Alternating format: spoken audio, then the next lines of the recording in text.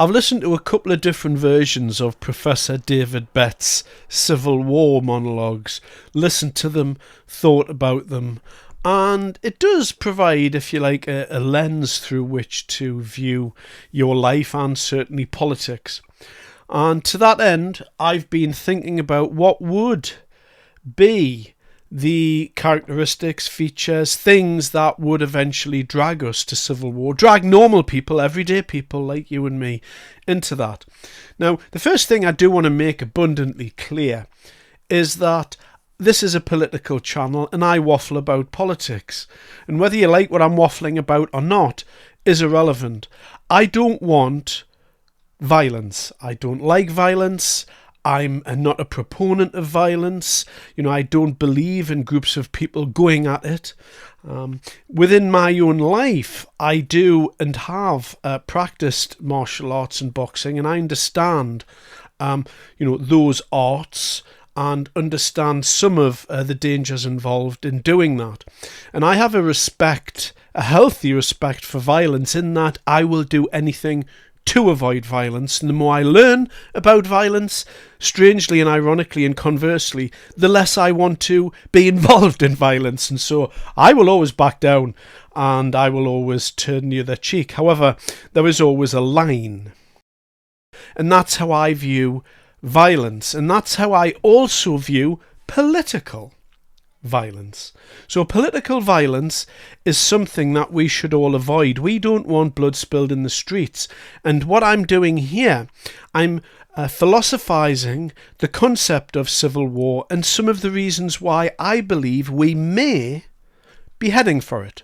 So we may be heading for that. I don't know. I hope we're not. However, as time keeps rolling on and as things keep happening, I can only believe that we are on this path.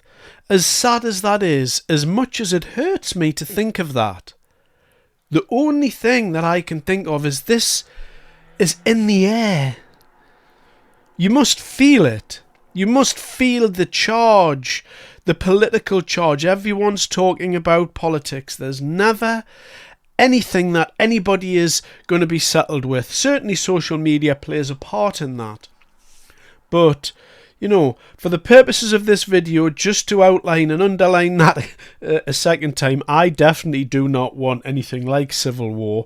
But I'm going to indulge myself today and take you through some of the concepts that I believe may take us there. Now, to start this stew that we're going to simmer and boil up, we're going to add the stock. We're going to put the water in the pot, so to speak, first of all. And what is that water? What is the thing that ferments this whole concoction that we're making here? And it's left-wing idiocy. That's the thing, because they're the ones that want to call people Nazis. They're the ones that are screaming all the time.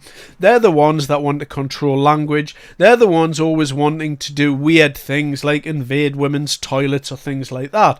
And so the left is always coming up with kooky, weird ideas rather than accepting the status quo. So let's look at a crazy, I'm going to go beyond that and say batshit crazy left-wing person just to get this discussion underway. I don't think a lot of people realise how misled they are by Trump, Musk, JD Vance and Nigel Farage. They are in it for themselves and they are misleading the public. The far right are dangerous. We have not seen so many people who are joining their ranks, but that's because they're being manipulated, if you like. And some of the chants are they want war, and we chanting we want welfare. So with Trump being here, who is aligned with all those people who are, and he's racist, he's misogynist. Women's rights in the United States is being eroded as we speak. You think The Handmaid's Tale was just a story. It is happening in real time. The Department of Education in the States has been cut because they don't want people to be educated. What about the LGBTQ trans population? They are in fear of their lives. and mad as a box of frogs. Completely. I think you'll agree with me, and if you don't, well, tough, because this is my video. But I think people like that exist in our society. You just see the smorgasbord there of different political theory. We're jumping from Nigel Farage to Donald Trump to reproductive rights, and of course the rest of the stuff that gets thrown in there. You know, poor people, welfare, you know, all the rest of the LGBT whatever it is. And this is one of the things that we're going to start off in cooking our stew here. So what we've got first of all, as our stock, if you like, as our water that we're going to be boiling the initial vegetables in before we get to the real meat later on, what we're going to start with is a bunch of crazy people who aren't able to sense make in their society. So that's very, very important. So you've got this element here. And we're going to move on now to something that we've seen time and time again. And I do really want to put a pin in this one, which is you often see people at protests, particularly on the right, and left, I should say, where you've got people come up and want to talk to them, and then what they either news people or the YouTube people or what it is, and you will always see this, and this is a strange thing, where people on the left literally cannot talk to a reporter or someone on the right, or they want to smash their signs off them, or they want to get in the way, or they want to just cause trouble, because by and large, people on the left have something called mental illness. And so because they have a mental illness, they don't know how to communicate properly. And so when somebody comes up to them and says, "Oh, hiya, can I ask you why you're protesting today?" then they'll just start frantically throwing rubbish at them and, you know, these expletives, because they don't know why they're there. That's the truth of it. They don't actually know what they're doing. They're just representing a side. They're not representing thought, philosophy, common sense, or any level of logical thinking. They've just chosen the side of compassion in their mind. And they're doing it for a variety of reasons. Why they are, I don't know. I'm not from their side of the argument. So here's an example of what I'm talking about there. So we've got the crazy people, and then what we've got is people from the right attempting to enter into a debate. And I'm not going to go down the Charlie Kirk route, because he was murdered for it. And that is something completely different, and that's coming way down the line. But this is what happens generally. Speak to both sides. I'm an impartial reporter. Those are Nazis, dude. The people organising their protests are Nazis. Some of the people involved in organising those protests are Nazis. Who over there is a Nazi? Homeland, you know there are parties involved. I can't speak to you if your friend puts in here. So nobody wants to speak to us here, unfortunately. We'll move around. This man thinks everyone's a Nazi, which is a shame. I'm free. You can't assault me. You can't assault me. I'm allowed to move through. Don't assault me. I'm allowed to walk through. Does anyone want to speak to us at all? So, is anyone here want to speak to us at all? Don't push me. Don't push me. Stop the fear. Let's go around this way, madam. Refugees. Obviously, I'm free to go wherever I want. Thank you. So stop going the way. Stop the fear. Hello, would you be interested in speaking to us? I'm talking to you. All right. Hi, ladies. Would either of you be interested in speaking to us? Hello, mate. Are you interested? What's your name? You're not going to find anyone here who's going to talk. Why not? It's just a protest. We're here. Look, mate, I'm a reporter keen to put your message forward. I want to speak to someone. you're not. Yes, I am. Do you That's see the way I live that it. that's dog whistle politics? Do you not see that there's dog Look, whistle? I appreciate that some people are concerned by this It's always stuff. the same people who've done the But same I'm just here. throughout history. You know that, I know that, you know. You know that and I know that. You know that Well, there is why do you make adjacent to that far-right point to politics them on a national television channel? You can make that point to us, mate. Do you know who TV News are? You know I've worked there for a long time. I'm proud to work there, mate. I'm keen to speak to you. That's fake journalism. I've made a big difference in a lot of stories, and that's what we care about. Okay then, so you get where I'm going with that. Time and time again, it seems like whenever you see one of these protests that the people from the right do try and talk to people from the left, and the left aren't interested because they've got no arguments really, there's nothing behind them. But they can be quite violent sometimes. And so let's just add this into our potent mix, shall we, that we've been stirring up so far. So let's cast our minds forward. So I'm a normal law-abiding citizen. I'm just a normal bloke from up north. Am I prepared? The question is, am I prepared to sit around and watch my country get destroyed? And upon a lot of thought and reflection, the answer to that is no, I'm not. Now, what form does that take? Well, I don't know what form that takes. But it doesn't really take a genius to cast our minds forward into the future. And let's just have a look at the hundreds of thousands of people walking through London and every weekend ranting and raving Islamist chants about killing Jews and destroying my country. Does it take a genius, in actual fact, to work out what's going to happen? Well, I'm going to play you a very, very short clip from an American YouTuber who I came across on X. Now, bearing in mind that the UK is downstream culturally from America, we always have been.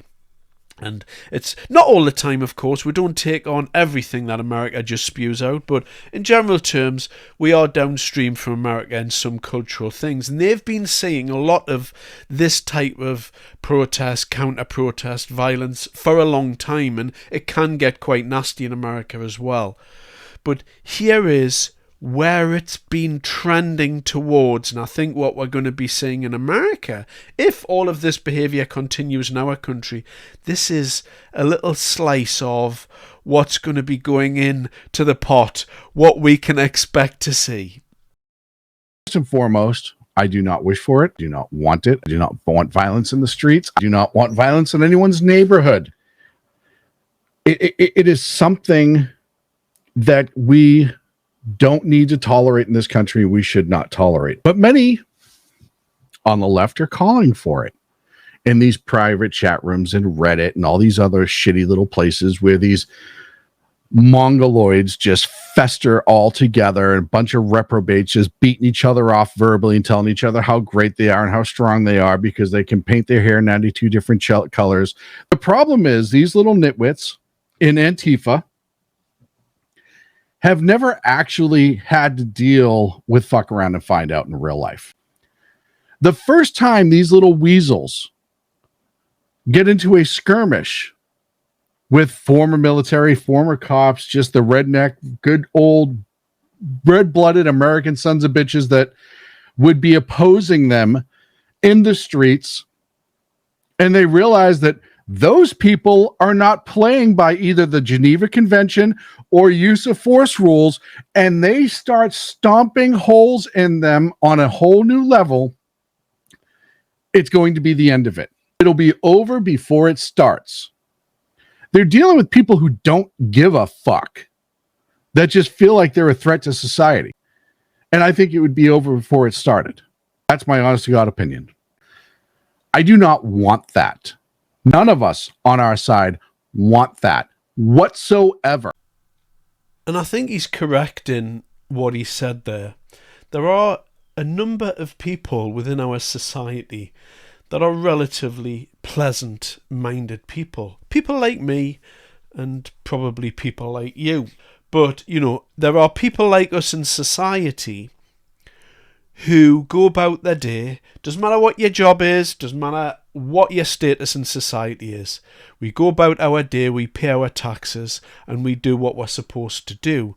And those people, by and large, are law-abiding, don't want any trouble, don't want any bother, just want to have a nice life with their family, you know, see their mates occasionally, and, you know, indulge themselves in their hobbies, have a pint, whatever it is. We just want the good life. But we are being pulled inexorably towards violence. And this is obvious to anybody that wants to look at our society, look at our politicians, look at the online discourse, look at everything. And here, there's just a little example here of what that gentleman was talking about. Of, you know, left-wing protesters who just walk around. There's just a couple of lads here who just decide to kick off. Look at this goblin.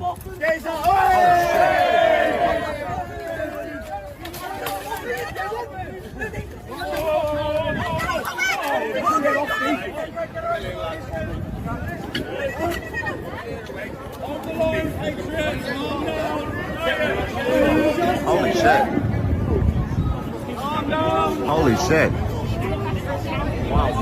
That was crazy. Shit. Sorry. It's very scary. Careful that, careful that. Imagine if you're in a bloody hostel and this lot came through.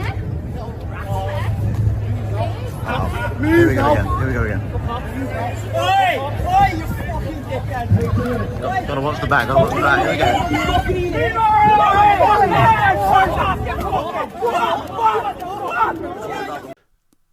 Now, as the woman said, scary. Well, I didn't think that was too scary. I thought that whole thing spoke volumes about the state of our country. First thing is, the lad that threw the punch at the back of the head of the other lad there. It doesn't really matter what's going on for me. It's a cowardly thing to do, punch a man when his back's to you, I think. But you know, the part where the purple-haired lady took it upon herself to think, well, I've got this crowd here and I'm just going to kind of jump on this bloke. And I think that's what the gentleman was talking about. A lot of these leftists have delusions of grandeur where they think, oh, well, we've got the power of people here and we're just going to do this. And at some point, reality meets these people and they'll just get flattened.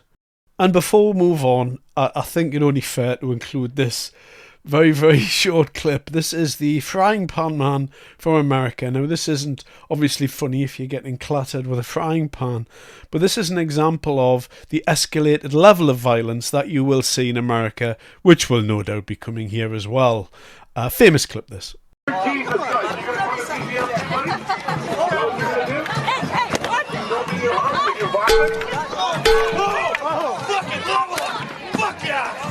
That's enough! That's enough! That's enough! And there's a young man who enjoys his frying pans. It's the way that it bounces off the man, that resonating bing, I think, that makes that clip so funny. Obviously, again, not funny for the people on the receiving end, but that just goes to show that level of violence. This is commonplace in America, these small-scale skirmishes. And you see how there was the little skirmish there in England. That was our version of it. But over in America, it's turning far nastier.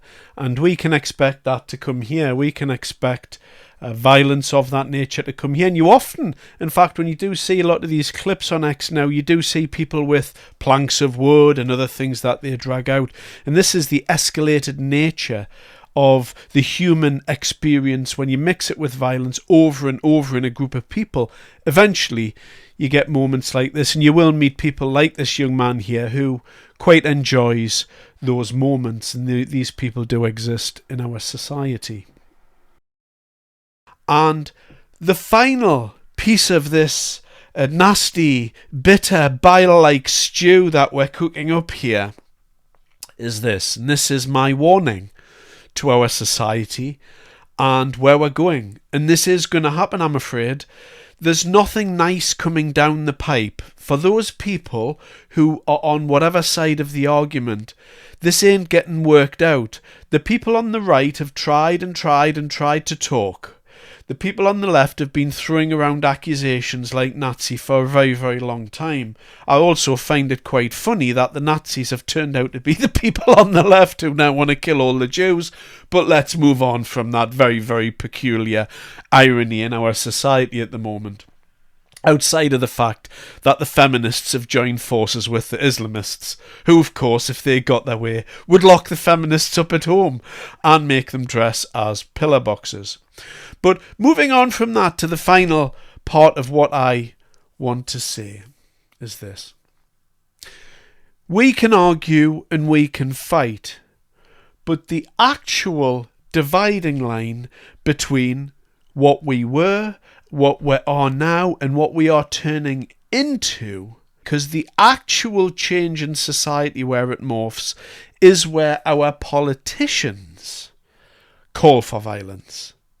So when you have political parties in this country calling for violence, then that's something different. And we're not talking about Keir Starmer dancing around the edges at conference telling people to hate Nigel Farage because he's a Nazi fascist or whatever words he used. We are actually listening to our politicians call for violence. And bearing in mind the clip I'm going to show you now from Zara Sultana here, This happened the other day.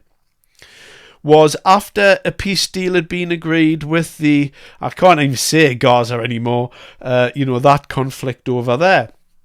And hundreds of thousands of people are about to continue to walk through our capital every week chanting death to the Jewish state, river to the sea, globalize intifada, whatever it is. There's hundreds of thousands of people. There's also other marches happening, counter-protests, and amid all of this at the moment, this very febrile atmosphere, very tense atmosphere, you've got politicians like Zara Sultana saying things like this. Now, this is a minute clip, but I want you to pay very close attention to what she says at the end, because this is the point where we start to tip over. We see migrants scapegoating and stealing our scarce resources, demonised by the media and political establishment. And the results are clear for everyone to see. The largest fascist mobilisation in Britain in recent memory. Racist attacks in our towns and women and children attacked for the colour of their skin. This hasn't come out of nowhere. It has been emboldened by sections of the media and politicians who scapegoat migrants, Muslims and minorities every single day. Reform is their parliamentary and political vehicle, and Farage gives them their parliamentary face. But the politics behind it is the same poison that fuels the far right in our streets. And I spoke at the Tommy Robinson demonstration because we have a duty to fight back. If we don't fight back, the far right will keep filling that vacuum that has been created by Labour's capitulation and a broken political system.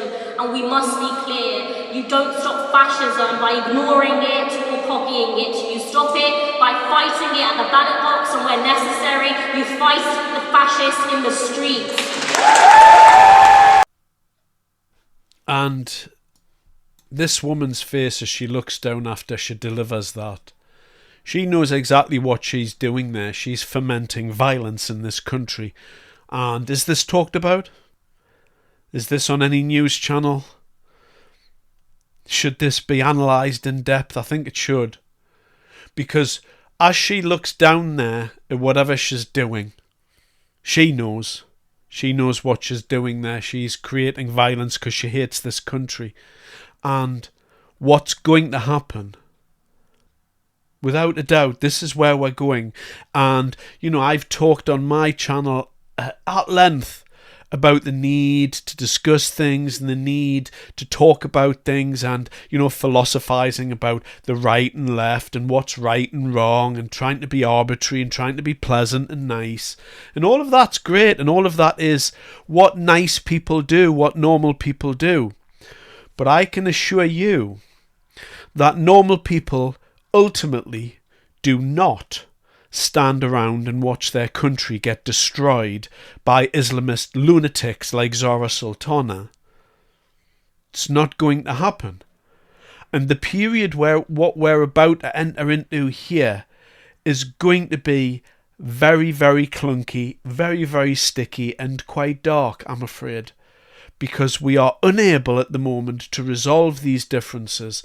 And I think we've passed the point of no return. I think we've gone over the event horizon. And sadly, I think there can only be one outcome to this, because they're not willing to back down and I'm not willing to give my country up. And if ever there was an image which is there and meant to foment violence and to piss me off so much that it's almost beyond words, it's this. Here is a memorial of the people that went on bombing raids in the war with a 50-50 chance of death, and they're being dressed up in this Gaza bullshit by people who think it's funny to put that stuff onto our war memorials, and we're standing around and allowing them to do it for the moment. But it can't last forever. This situation we're in cannot last forever. Perhaps it's the fault of the politicians. Perhaps it's on the people who, abuse social media all day, every day, and have forgotten who we ourselves are. Perhaps that's what it is.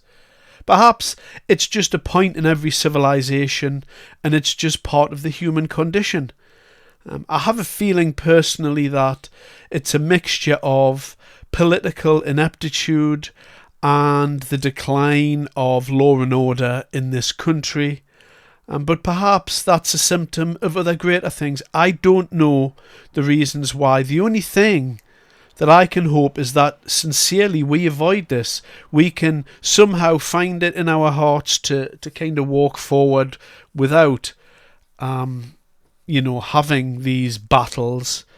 But, there needs to be a corner turn. There needs to be a light bulb moment somewhere.